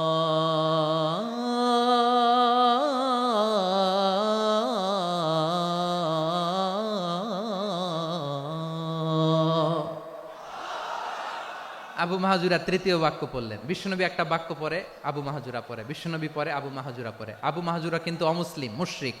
আবু মাহজুরা বলে, এক একটা বাক্য পড়ি আমার কলিজাটা গলে ঠান্ডা হয়ে যায়। এতদিন মোহাম্মদকে গালি দিতাম, এখন মোহাম্মদ আমার মাথায় যখন হাত রাখছে আমার সারা শরীর ঠান্ডা হয়ে গেছে। বিশ্বনবী আজান শিখাচ্ছেন, একটা একটা বাক্য পড়ে আবু মাহজুরাও পড়ে, বিশ্বনবী পড়ে আবু মাহজুরাও পড়ে। পুরো বাক্যগুলো যখন শেষ, আজান শেষ, আবু মাহজুরাও যখন পুরো আজান পড়লেন, আবু মাহজুরা বললেন, এতদিন মোহাম্মদের চেহারা দেখলে আমার ঘৃণা লাগতো, আজ থেকে মোহাম্মদের চেহারার চেয়ে প্রিয় চেহারা আমার কাছে নাই। আবু মাহজুরা বললেন, ও মুহাম্মদ, আজানের বাক্য তো আপনি আমারে শেখালেন, এখানেই শেষ করবেন না, আপনি আমারে পড়ায় দেন, লা ইলাহা ইল্লাল্লাহু মুহাম্মাদুর রাসূলুল্লাহ সাল্লাল্লাহু আলাইহি ওয়াসাল্লাম। বিশ্বনবীর সাথে দাঁড়িয়ে উনি শাহাদা পড়ে মুসলমান হয়ে গেলেন। এবার আবু মাহজুরা বলে, ইয়া রাসূলুল্লাহ, ইয়া হাবিবাল্লাহ, আমি মুমিন হয়েছি, মুসলমান হয়েছি, আপনার কাছ থেকে আজান শিখার সৌভাগ্য আমি লাভ করেছি গো নবী। আমার কণ্ঠের বড় তারিফ করেছেন, আপনি আমার আজানকে আপনি পছন্দ করেছেন। একটা জিনিস আপনার কাছে চাই, আপনি আমাকে মক্কার মসজিদুল হারামের মুয়াজ্জিন হিসেবে অ্যাপয়েন্ট করে দে। বিষ্ণু ইসা ইসলাম বললেন, যাও আবু মাহজুরা, আমি তোমাকে পৃথিবীর শ্রেষ্ঠতম মসজিদ মক্কার মসজিদুল হারামের মুয়াজ্জিন হিসেবে অ্যাপয়েন্ট করে দিলাম। দেখছেন কিভাবে ট্যালেন্ট হান্টিং করতে হয়, কিভাবে হিউম্যান রিসোর্স মানব সম্পদকে ব্যবহার করতে হয়। আসছিল আজানকে ভেঙ্গাইতে, আসছিল কেন? আজানকে ব্যঙ্গ করার জন্য, বিকৃত করার জন্য। আজানকে বিকৃত করতে যে ইসলামের সবচেয়ে শ্রেষ্ঠ মসজিদের মুয়াজ্জিন হয়ে গেল। পড়েন সুবহানাল্লাহ। হযরত আবু মাহজুরা রাদিয়াল্লাহু তাআলা আনহু ওনার এই সুললিত কণ্ঠ ব্যবহার করে মসজিদুল হারামে এত সুন্দর করে আল্লাহু আকবার বলে আজান দিতেন, মানুষগুলোর, মুসল্লিগুলোর, মক্কাবাসীর হৃদয়কে তিনি বিগলিত করে দিতেন। মানুষের হৃদয়কে ঠান্ডা হয়ে যেত। শুধু এখানেই শেষ না আমার যশোরের ভাইয়েরা।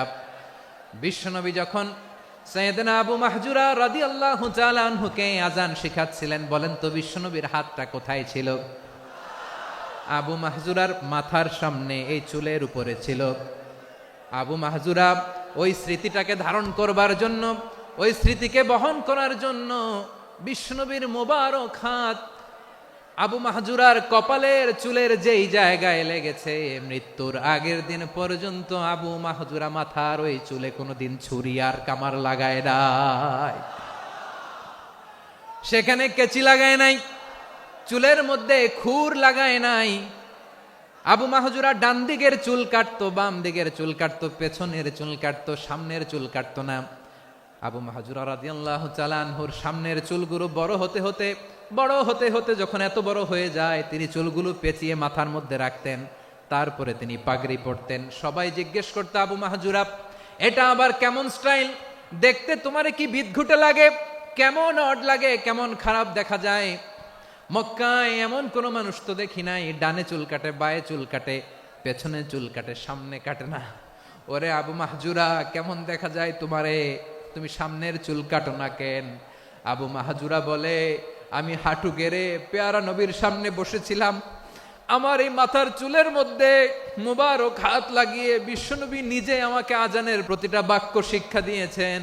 বিশ্বনবীর মোবারক হাত, পবিত্র হাত আমার মাথার চুলের যেই জায়গায় লেগেছে, আমি চাই ওই চুলগুলা নিয়ে আমি আমার কবরের ভিতরে যাব। সাইয়েদনা আবু মাহজুরা রাদিয়াল্লাহু তাআলা আনহু ইন্তেকালের আগের পর্যন্ত মাথার সামনের চুলগুলা কাটে নাই। মাথার সামনের চুল তিনি কাটেন নাই। সুবহানাল্লাহি বিহামদি। কেমন ভালোবাসতেন বিশ্বনবী সাহাবীদেরকে, সাহাবারা কেমন ভালোবাসতেন বিশ্বনবীকে। সামনের চুলগুলো বড় হতে হতে এত বড় ছিল, পেঁচিয়ে রেখে পাগড়ি পরতেন, কাটতেন না। নবীর হাত লেগেছিল। সুবহানাল্লাহ পড়েন। তাহলে what is the lesson, moral of the story কি? মোরাল অফ দ্য স্টোরি হচ্ছে, আসছিল আজানকে ব্যঙ্গ করার জন্য, বিকৃত করার জন্য, হয়ে গেল মসজিদুল হারামের মুয়াজ্জিন। দেখেন বিশ্বনবী একটা খারাপ সিচুয়েশনের মধ্যে থেকে কি ভালো জিনিস বের করে আনলেন। আমি যে শুরুতে বলেছি কিভাবে তিনি হিউম্যান রিসোর্সকে ডেভেলপ করেছেন, ম্যানেজ করেছেন। তিনি যে চৌকস ট্যালেন্ট হান্টার ছিল, দেখেন সবার মধ্যে থেকে এর বাছাই করে মুয়াজ্জিন বানাই দিয়েছেন। সুবহানাল্লাহ পড়েন। তার মানে এই না সবাইরে ধরে ধরে উনি মুয়াজ্জিন বানাইছেন। যার যেই ট্যালেন্ট আছে তাকে ওই কাজে অ্যাসাইন করেছেন। যার যেই প্রতিভা আছে তার প্রতিভাকে ইসলামের কাজে লাগিয়েছেন। সুবহানাল্লাহ পড়েন। যায়েদ বিন সাবিত রাদিয়াল্লাহু তাআলা আনহু নাম শুনেছেন?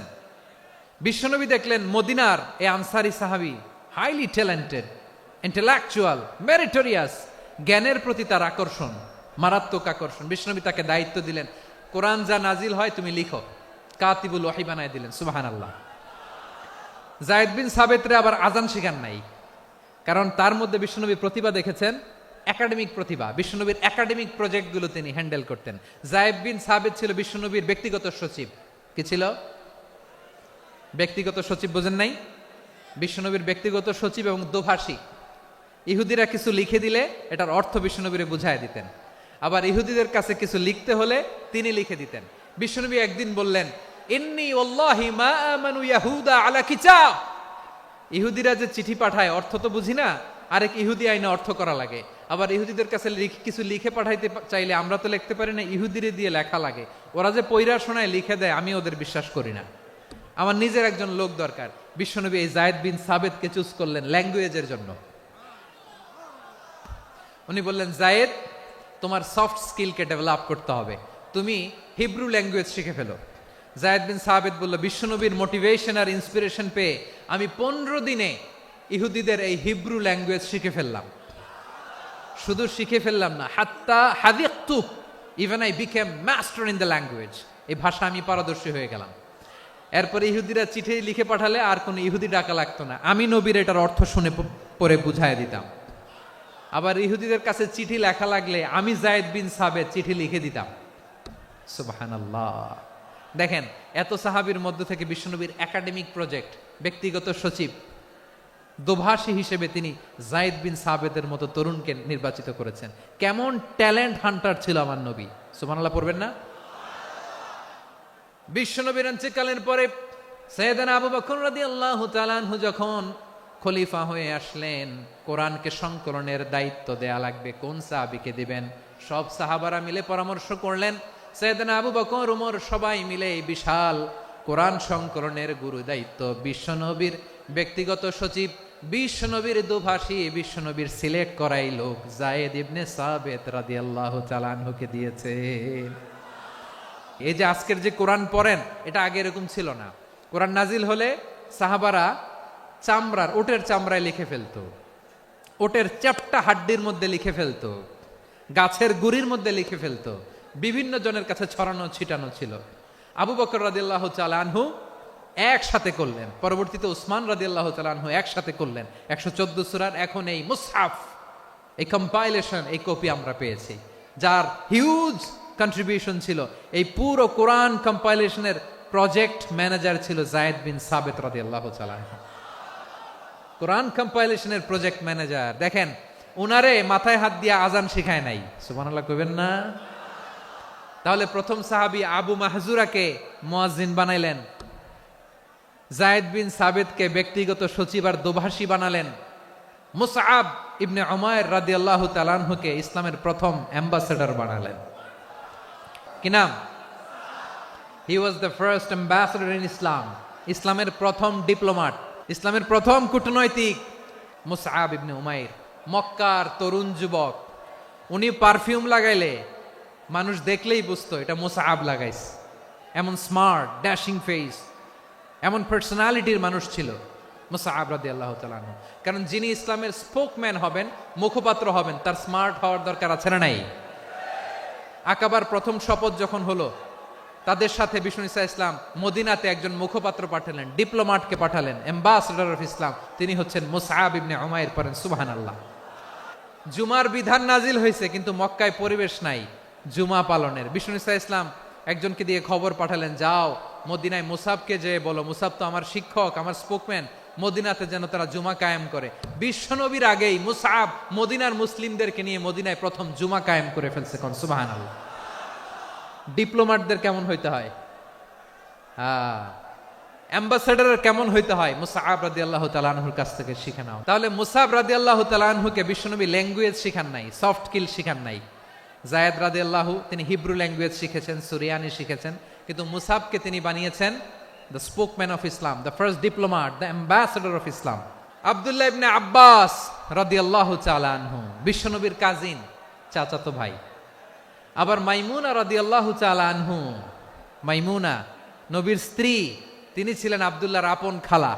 তো নবীর বউ যদি ওনার খালা হয়, নবী তার কি খালু। তাহলে সম্পর্ক অনেক গভীর, কাজিন আবার খালু।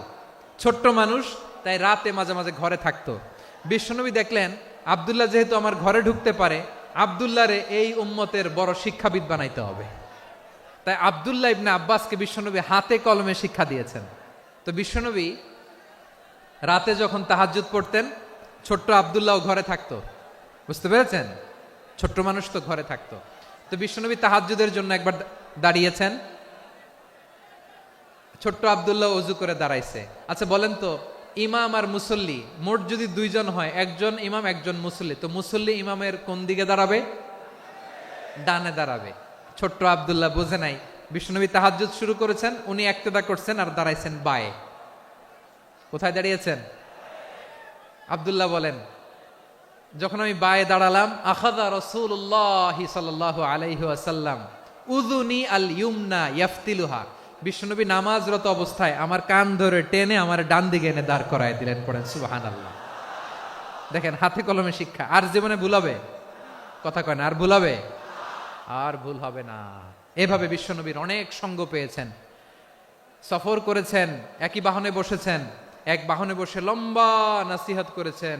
আব্দুল্লাহ, চাইতে হলে আল্লাহর কাছে চাও, সাহায্য চাইতে হলে আল্লাহর কাছে সাহায্য চাও। মনে রাখো, গোটা বিশ্বের সবাই যদি তোমার সাহায্য করতে চায়, ততটুকুই করতে পারবে যতটুকু আল্লাহ তোমার নসিবে রেখেছে। গোটা বিশ্ব যদি তোমার বিরুদ্ধে ষড়যন্ত্রে দাঁড়িয়ে যায়, ক্ষতি ততটুকু করতে পারবে যতটুকু তোমার জন্য বরাদ্দ আছে।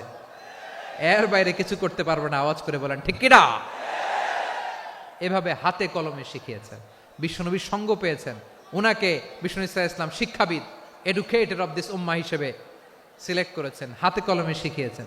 বিশ্বনবী একবার প্রকৃতির ডাকে সাড়া দিয়ে এসেছেন। এখন কি করতে হবে? নামাজের জন্য অজু করতে হবে। বিশ্বনবী এসেই দেখেন অজুর বদনায় পানি ভরা, খুশি হয়ে গেলেন। বললেন, কে রেখেছে পানি? একজন বলল, আব্দুল্লাহ রেখেছে। বিশ্বনবী অত্যন্ত খুশি হলেন। খুশি হয়ে একটা দোয়া করলেন, বললেন, আল্লাহুম্মা ফাক্কিহু ফিদ্দীন ওয়া আল্লিমহু তা'ওয়ীল। আল্লাহ, তুমি আব্দুল্লাহকে দ্বীনের বুঝ দিও আর কোরআনের তাফসীর শিক্ষা দিও। বিশ্বনবীর এই দোয়া এমন লাগছে, উনি রাইসুল মুফাসসিরিন, এই পৃথিবীতে যত মুফাসসির ছিল, যত মুফাসসির আসবে, সকল মুফাসসিরের সম্রাট হিসেবে স্বীকৃত হয়েছেন। আব্দুল্লাহ ইবনে আব্বাস, বিশ্বনবী ওনারা আজান শিখান নাই, বিশ্বনবী ওনারা ল্যাঙ্গুয়েজ শিখান নাই, বিশ্বনবী ওনারা অ্যাম্বাসাডার বানান নাই, হাতে কলমে শিক্ষা দিয়েছেন। ছোট্ট মানুষ, বিশ্বনবী ইন্তেকাল করলেন। আবু বকরের সময় গেল, ওমরে ফারুকের খেলাফত, তখনও তিনি তরুণ। ওমরে ফারুক রাদিয়াল্লাহু তাআলা আনহু ওনার ক্যাবিনেট মিনিস্ট্রির বৈঠকে এ আব্দুল্লাহ ইবনে আব্বাসকে পাশ দিয়ে বসায় রাখতেন। বয়স্ক সাহাবারা এটা পছন্দ করতো না। তারা বলতো, ঘটনা কি? আব্দুল্লাহর মতো ছেলে নাতি আমাদের আছে, এরা কেন রাখে ওমরে ফারুক? ওমরে ফারুক এটা টের পেলেন। তিনি বুঝতে পারলেন যে ক্যাবিনেট মেম্বাররা এটা পছন্দ করে না, ছোট্ট আব্দুল্লাহরে কেন রাখি, কেন যে রাখি, এটা একদিন বুঝাবো। একদিন মিটিং এ তিনি সবাইকে বললেন, ইদা জাআ নাসরুল্লাহি ওয়াল ফাতহ। এই আয়াত দ্বারা উদ্দেশ্য কি বলেন তো মুরব্বী সাহাবীরা? এক সাহাবী বলেন, এই সূরা দ্বারা উদ্দেশ্য, আল্লাহ বলেছেন আমাদেরকে বিভিন্ন ল্যান্ড, বিভিন্ন এলাকা বিজয় করতে হবে। ওমরে ফারুক বললেন, না, হয়নি। আরেকজন বললেন, বিজয় হওয়ার পর আমাদের বেশি বেশি আল্লাহর বরত্বের ঘোষণা দিতে হবে, এটা উদ্দেশ্য। ওমরে ফারুক বললেন, না, হয় নাই। যারে জিজ্ঞেস করেন কেউ পারে না। সব শেষে বিশ্বনবী ছোট্ট আব্দুল্লাহরে বলেন, আব্দুল্লাহ, ইদা জাআ নাসরুল্লাহি ওয়াল ফাতহ, এর দ্বারা উদ্দেশ্য কি বলো তো? ছোট্ট আব্দুল্লাহ বলেন, হুয়া আজালু রাসূলিল্লাহ। এই আয়াত দ্বারা বিশ্বনবীর বিদায়কে উদ্দেশ্য নেওয়া হয়েছে। ওমরে ফারুক বললেন, হাযা হুয়া, এটাই তো সঠিক উত্তর, এটাই সঠিক তাফসীর এই আয়াতের। কারণ ইদা জাআ নাসরুল্লাহি ওয়াল ফাতহ, যখন আল্লাহর সাহায্য আর বিজয় আসবে, ওয়া রাআইতান নাসা ইয়াদখুলুনা ফি দীনিল্লাহি আফওয়াজা, আপনি দেখবেন দলে দলে, ঢলে ঢলে, বানের পানির মতো মানুষ ইসলামের দিকে ঢুকতেছে। ইসলামের বিজয় হয়েছে। তো ইসলামের বিজয়ের মিশন নিয়ে নবী আসছে, বিজয়ী যখন হয়ে গেছে, এখন তো নবীর বিদায় হবে। কোন সাহাবী এই সূক্ষ্ম কথাটা ধরতে পারে নাই, ওই আব্দুল্লাহ ছাড়া। আব্দুল্লাহ যখন উত্তর দিছে, সব সাহাবীদের টনক নড়েছে। এরপর থেকে কোনো ক্যাবিনেট মিটিং এ আর কোনো সাহাবারা কোনো প্রশ্ন করে নাই। আওয়াজ করে পড়েন সুবহানাল্লাহ। বিশ্বনবী আব্দুল্লাহ ইবনে আব্বাসকে দ্য এডুকেটর অফ দ্য উম্মাহ, উম্মার শিক্ষাবিদ হিসেবে গ্রহণ করেছেন। আওয়াজ করে পড়তে হবে আল্লাহু আকবার। সাহাবীদের নামগুলো মনে থাকবে? এক নম্বরে আবু মাহজুরা, মুয়াজ্জিন বানাইছেন। যায়েদ ইবনে সাবিত, দোভাষী, ট্রান্সলেটর অফ প্রফেট, এবং তিনি ছিলেন বিশ্বনবীর ব্যক্তিগত সচিব। মুসআব ইবনে উমাইর, the first ambassador and diplomat of Islam. আব্দুল্লাহ ইবনে আব্বাস, এই উম্মার সবচেয়ে বড় এডুকেটর, শিক্ষাবিদ। আরেকজন ছিল আব্দুল্লাহ ইবনে মাসউদ রাদিয়াল্লাহু তাআলা। দুই আব্দুল্লাহ, আব্বাস গেল, আরেকজন হচ্ছে মাসউদ। মক্কার তরুণ, ছাগল পালতো মুশরিকের। বিশ্বনবী আর আবু বকর রাদিয়াল্লাহু তাআলা আনহু একবার গেলেন, যে দেখে এই তরুণ দাঁড়ায় আছে। বিশ্বনবী বলেন, আমি খুব ক্ষুধার্ত, তোমার কাছে কি দুধ আছে ছাগলের? আব্দুল্লাহ আছে, ওয়ালাকিন আনা মু'তামান, কিন্তু যে দুধ আছে এটা আমানতের, আমি দিতে পারবো না। বিশ্বনবী এইটা শুনেই তারা টার্গেট করে ফেলছে। আনা মু'তামান, দুধ আছে কিন্তু এটা আমার মালিকের, আমি তো দরদ দেখায় আমার মালিকের দুধ, আপনি পথিক, আপনারে দিতে পারি না। বিশ্বনবী টার্গেট করে ফেলছেন, এরে আমার কাজে লাগাইতে হবে। বিশ্বনবী বললেন, আচ্ছা ঠিক আছে, দুধ দিও না, কিন্তু এমন ছাগি আছে কিনা যেই ছাগির সাথে কোনো ছাগলের মিলন হয় নাই, তার ওলানে দুধও আসে নাই, বাচ্চাও নাই, এরকম ছাগির থেকে যদি আমি দুধ খাই তাহলে তো সমস্যা নাই। বলতেছে এরকম ছাগির থেকে দুধ খাইলে সমস্যা নাই, কারণ এরকম ছাগির ওলান থেকে দুধ আসবেও না। বলতেছে ঠিক আছে, এরকম একটা ছাগি নিয়ে আসা হলো। বিশ্বনবী বিসমিল্লাহ বলে ওই ছাগির ওলানে হাত দিলেন। হাত দিতে দেরি, পুরো ওলানটা দুধে ভরে যেতে দেরি হয় না। বিশ্বনবী আর আবু বকর রাদিয়াল্লাহু তাআলা আনহু দহন করে পেট ভরে খেলেন। এই দৃশ্য আব্দুল্লাহ ইবনে মাসউদের হৃদয়ে দাগ কাটলো। এই মুআজিজা দেখে তিনি বললেন, আশহাদু আল্লা ইলাহা ইল্লাল্লাহ ওয়া আশহাদু আন্না মুহাম্মাদুর রাসূলুল্লাহ। তিনি ষষ্ঠ মুসলিম ছিলেন, 6 নম্বর মুসলমান। ওনাকে টার্গেট করে বিশ্বনবী দেখলেন এমন ইন্টেলেকচুয়াল ব্রেন, উনি সূক্ষ্ম সূক্ষ্ম জিনিস বুঝে বেশি, ফিকহি জ্ঞান ওনার মধ্যে বেশি। বিশ্বনবী ওনাকে কোরআনের জ্ঞান শিক্ষা দিতে লাগলেন। উনি বিশ্বনবী সবার কাছে কোরআন শোনায়, কিন্তু বিশ্বনবী নিজে আব্দুল্লাহ ইবনে মাসউদের কাছ থেকে কোরআন শুনতো। বিশ্বনবী একবার বললেন, ইকরা আলাইয়া ইয়া মাসউদ। ইবনে মাসউদ একবার শোনাও তো কোরআন দেখি। আব্দুল্লাহ ইবনে মাসউদ বলে, আকরাউ আলাইকা ওয়া আলাইকা উনজিল। নবী, আপনার উপর কোরআন নাজিল হয় আর আমি আপনার সামনে কোরআন পড়ব। বিশ্বনবী বললেন, ইন্নী উহিব্বু আন আসমাআহু মিন গায়রি। আমি নিজে পড়তে যেমনি ভালোবাসি, অন্যে পড়ুক আমি শুনবো, এটাও আমি ভালোবাসি। সূরা নিসা তিনি তেলাওয়াত করে শুনিয়েছেন। এমন সূক্ষ্ম সূক্ষ্ম বিষয় বিশ্বনবী উনাকে ধরিয়ে দিয়েছেন। উনি হয়ে গিয়েছেন, আব্দুল্লাহ ইবনে আব্বাস হয়েছেন রাইসুল মুফাসসিরিন, উনি হয়ে গিয়েছেন ফাকিহুল উম্মাহ। ওনার চাইতে বড় ফকি এই পৃথিবী আর দেখবে না। চিল্লায় বলেন সুবহানাল্লাহ। উনি বলতেন, ওয়াল্লাহি ইল্লাযী লা ইলাহা গায়রু মা উনজিলাত সূরাতুন ইল্লা ওয়া আনা আ'লামু আইনা উনজিলাত ওয়া ফীমা উনজিলাত। বিশ্বনবী এমন ভাবে কোরআনের দার্স আমাকে দিয়েছেন, কোরআনে যত সূরা নাজিল হয়েছে, যেখানে নাজিল হোক না কেন আমি জানি এটা কোথায় নাজিল হয়েছে এবং কোন প্রেক্ষাপটে নাজিল হয়েছে। এমন একটা সূরা নাই যে সূরার কোথায় নাজিল হয়েছে আমি মাসুদের জানা নাই, কোন প্রেক্ষাপটে নাজিল হয়েছে আমার জানা নাই। এরকম ঘটবে না। চিল্লায় বলেন আল্লাহু আকবার। এই আব্দুল্লাহ ইবনে মাসউদ রাদিয়াল্লাহু তাআলা আনহু ওমর ফারুকের সময় কুফার চিফ জাস্টিস ছিলেন। কুফা নগরীর চিফ জাস্টিস। চিফ জাস্টিস বোঝেন নাই? বিচারপতি। কি ছিলেন? সবাই বলে নাই, কি ছিলেন? বিচারপতি ছিলেন। এবং ওনার যে ফিকহি জ্ঞানের ধারা, এটাই আলকামা, ইব্রাহিম আন-নাখাই, হাম্মাদ ইবনে সুলাইমান হয়ে ইমাম আবু হানিফা পর্যন্ত পৌঁছেছে।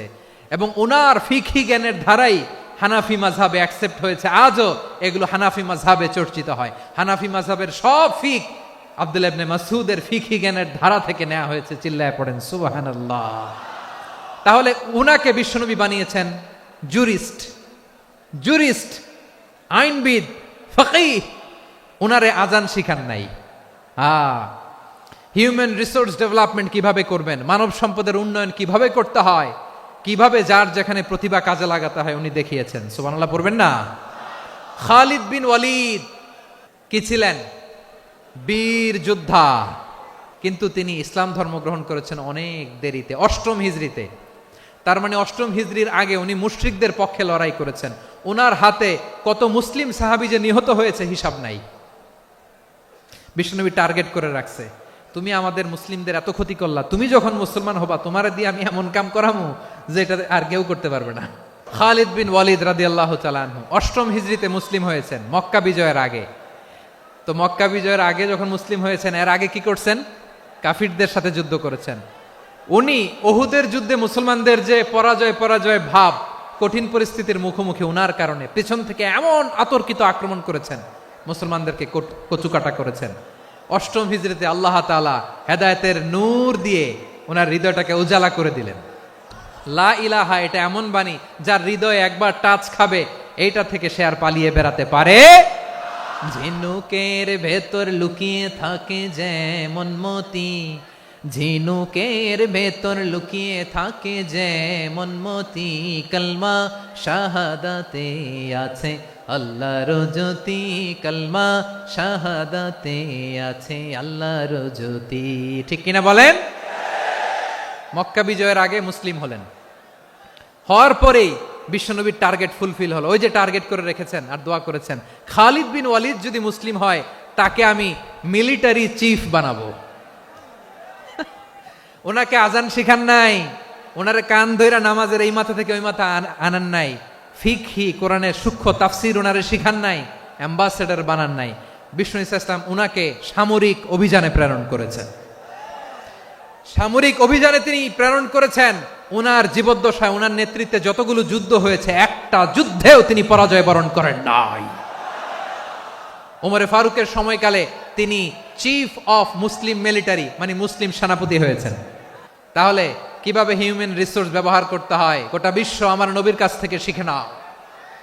খালিদ বিন ওয়ালিদ, ওনাকে বিশ্বনবী একটা উপাধি দিয়েছেন। উপাধিটা হচ্ছে সাইফুল্লাহিল মাসলুল, আল্লাহর নাঙ্গা তরবারি, আল্লাহর খোলা তরবারি, দ্য ওপেন সোর্ড অফ আল্লাহ। খালিদ বিন ওয়ালিদ মুসলিম সেনাপতি। হাসান বিন সাবেত রাসূলের সভা কবি, কালচারাল হিজিমনিকে ডিফিট করার জন্য।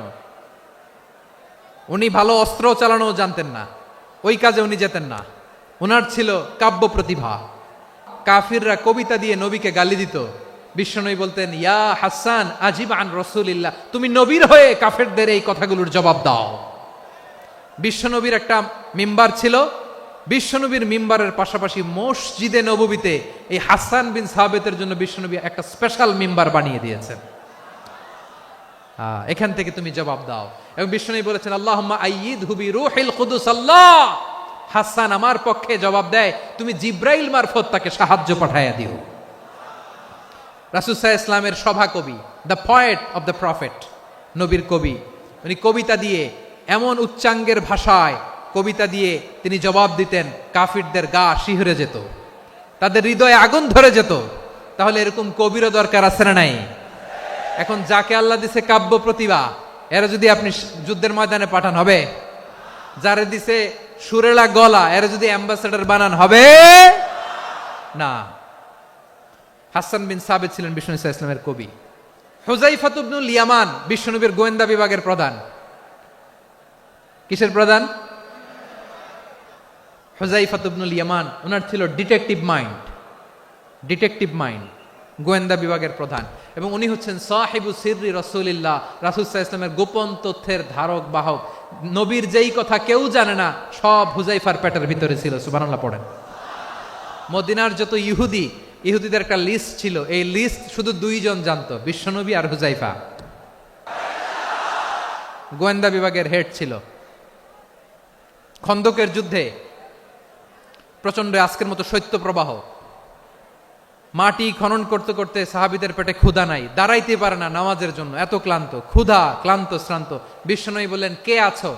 এই কঠিন শীত, এই ভয় আর ক্ষুধার মধ্যেও খন্দকের পরীক্ষার টপকে শত্রু শিবিরে যে আমাকে তথ্য দিবা, কে আছো? কারো গায়ে শক্তিই নাই যে দাঁড়াবে, কেউ দাঁড়ায় না। বিশ্বনবী তখন নিজে হুযায়ফাকে ডাক দিলেন, হুযায়ফা, যে আমাকে আজকে শত্রু শিবিরের তথ্য এনে দিবে, সে জান্নাতে আমার মোরাফাকা, আমার সঙ্গী হবে। হুযায়ফা রাদিয়াল্লাহু ইবনুল ইয়ামান জীবনের ঝুঁকি নিয়ে এই ক্ষুধা, শৈত্য প্রবাহ, কোল্ড ওয়েভসকে উপেক্ষা করে পরীক্ষা টপকে শত্রু শিবিরে যে সবার কথাগুলো চুপে চুপে শুনে বিশ্বনবীর দরবারে এসে গোয়েন্দাদের মতো তথ্য সরবরাহ করেছে। বিশ্বনবীর গোয়েন্দা বিভাগের প্রধান হুযায়ফা ইবনুল ইয়ামান ইন্টেলিজেন্স বিভাগ চালাতেন। মুনাফিকদের নাম ওনার কাছে ছিল। মুআয ইবনে জাবাল মদিনা রাষ্ট্রের সবচেয়ে সিনিয়র আমলা ছিলেন। আমলাতন্ত্র চিনেন তো? প্রশাসনিক কাজ যারা চালায়, অ্যাডমিনিস্ট্রেশন বোঝেন না? The department of administration. মদিনার রাষ্ট্রের সিনিয়র আমলা মুআয ইবনে জাবাল মুতাখাসসিসুন ফিল হালাল ওয়াল হারাম, হালাল হারামের স্পেশালিস্ট ছিলেন।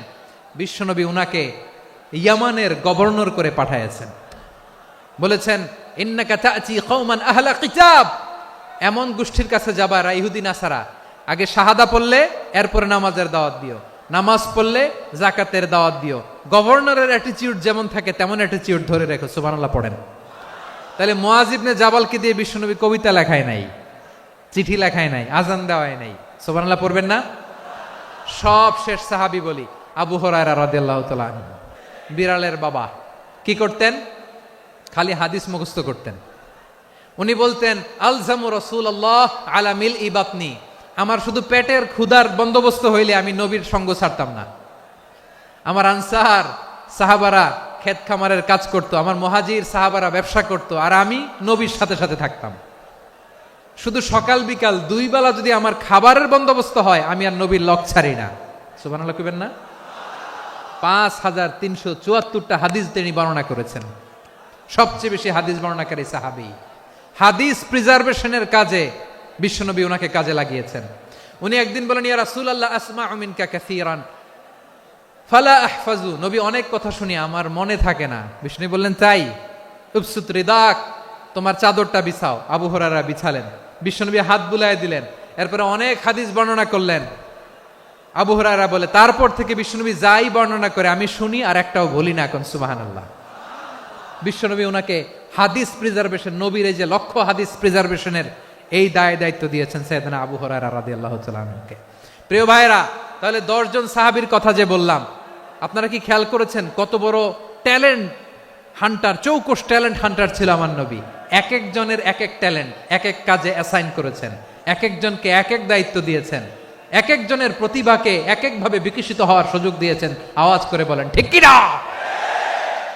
এখন আমার পর্দার আড়ালে আমার মায়েরা বলবে, এতগুলো পুরুষ সাহাবীর কথা বললো, নারী সাহাবীরা কি কিছু করে নাই? হ্যাঁ, একজন নারী সাহাবীর কথা বলে মোনাজাত হবে, দোয়া ছাড়া কেউ যাব না। রুফাইদা আল আসলামিয়া রাদিয়াল্লাহু তাআলা আনহা, ওনার বাবার নাম সাআদ আল আসলামি। বিশ্বনবী কি খেয়াল করলেন দেখেন, সাআদ ছিল মদিনার বড় ডাক্তার। এই নারী সাহাবী রুফাইদা বাবার কাছ থেকে চিকিৎসা বিদ্যা শিখেছেন। যখন শিখছে, বিশ্বনবী দেখলেন আমার তো প্রতি সপ্তাহে সপ্তাহে যুদ্ধে আহত সাহাবীদের সেবা দিবে কে? বিশ্বনবী রুফাইদাকে বললেন, রুফাইদা তুমি মসজিদে নববীর পাশে একটা মেডিকেল ক্যাম্প করো। এই যে সাকিনা আদ্দিন মেডিকেলের আমার ছাত্রী বন্ধুরা, শুনে রাখো, তোমাদের আইকন হচ্ছে এই রুফাইদা আল আসলামিয়া। বিশ্বনবীর ডিরেকশন অনুযায়ী তিনি মসজিদে নববীর পাশে একটা মেডিকেল ক্যাম্প করলেন এবং আহত সাহাবাদের চিকিৎসা উনি ওনার টিম নিয়ে দিতেন। বিশ্বনবীর পরামর্শে উনি আনসারি এবং মুহাজির মহিলা সাহাবীদেরকে নিয়ে একটা স্পেশাল মেডিকেল টিম গঠন করলেন।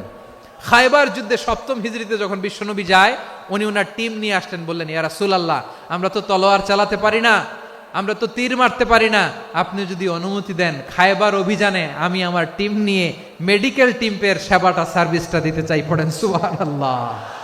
বিশ্বনবী অনুমতি দিলেন, যোদ্ধা সাহাবীদের সাথে রুফাইদা আল আসলামিয়া উনিও মেডিকেল টিম নিয়ে অগ্রসর হলেন।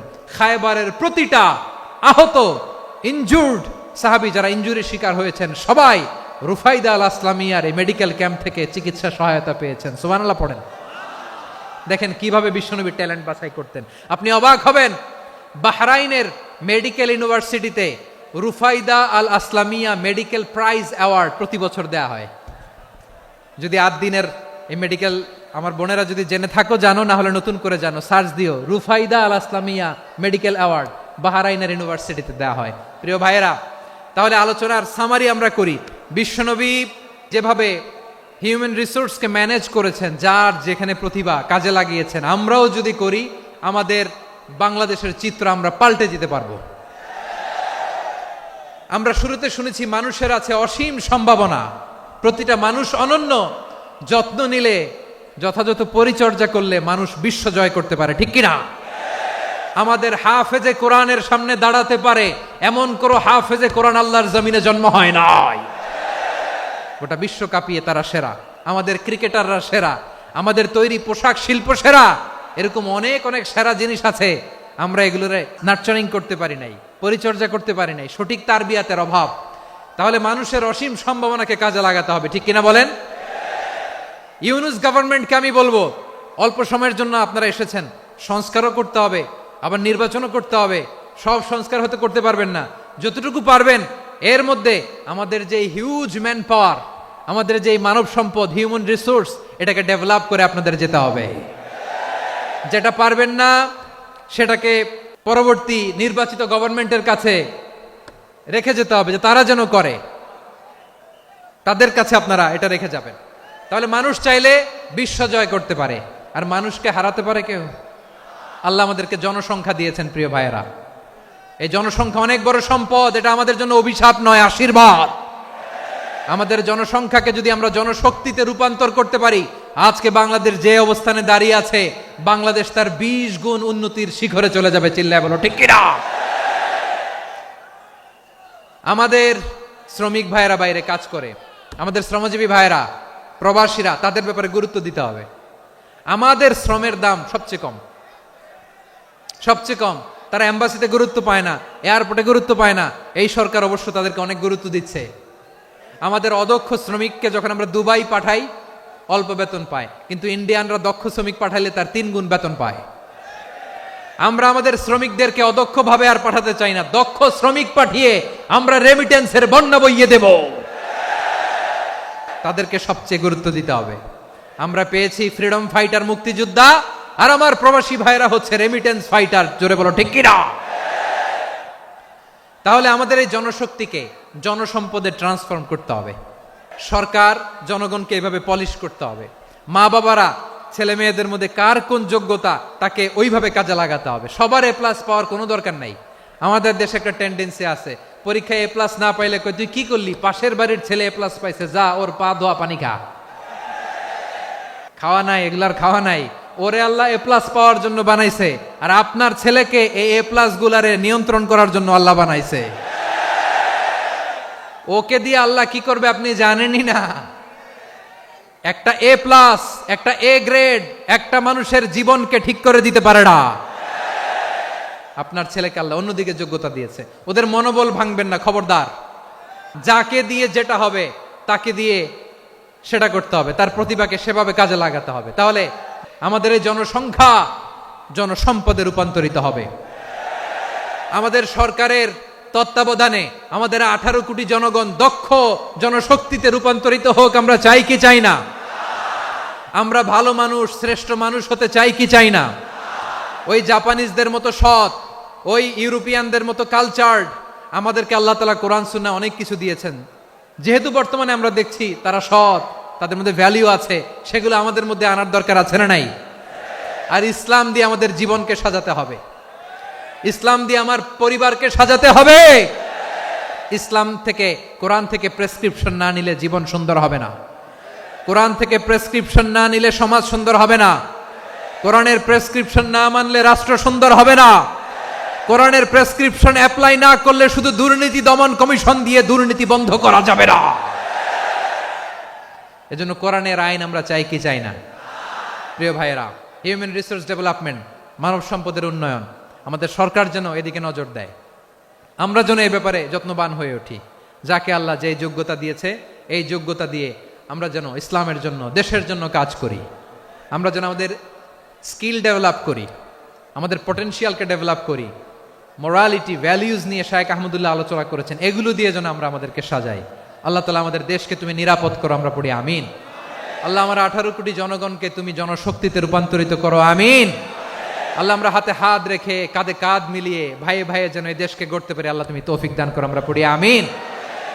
আসুন আমরা আমাদের জনসংখ্যাকে জনসম্পদে ট্রান্সফর্ম করি। আমাদের জনসংখ্যাকে আমরা যেন জনশক্তিতে রূপান্তরিত করি।